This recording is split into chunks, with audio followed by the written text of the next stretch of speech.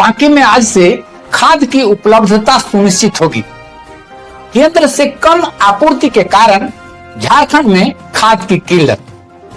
पांकी सहित पूरे पलामू में आज से किसानों को खाद की उपलब्धता सुनिश्चित कराई जाएगी।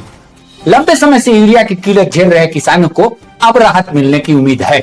दरअसल राज्य सरकार को केंद्र से जितना यूरिया मिलना था उससे करीब 45,789 एमटी कम आपूर्ति हुई। निर्धारित आवंटन 1.59 लाख एमटी, लेकिन अब तक केवल 1.13 लाख एमटी ही उपलब्ध कराया गया। इस कमी के कारण खरीफ फसल विशेषकर धान की बुआई करने वाले किसान परेशान रहे।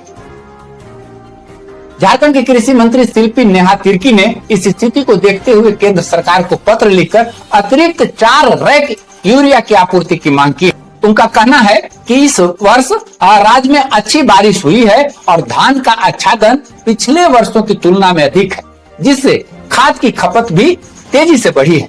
कृषि निदेशक भोर सिंह यादव ने शुक्रवार को जिला कृषि पदाधिकारियों, खाद आपूर्ति कंपनियों और थोक विक्रेताओं के साथ ऑनलाइन बैठक की। उन्होंने दिशा निर्देश दिया किसानों को हर हाल में 266 रुपए प्रति बोरी की दर से ही यूरिया उपलब्ध कराया जाए।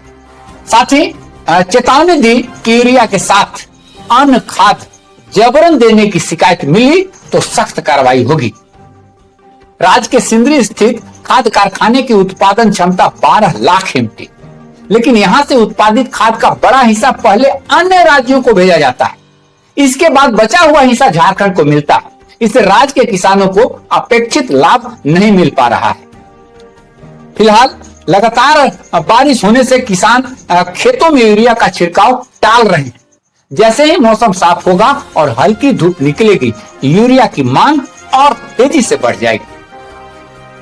खाद्य विक्रेताओं के मुताबिक अंतर्राष्ट्रीय बाजार में तैयार यूरिया और उसके कच्चे माल की आपूर्ति बाधित रही है।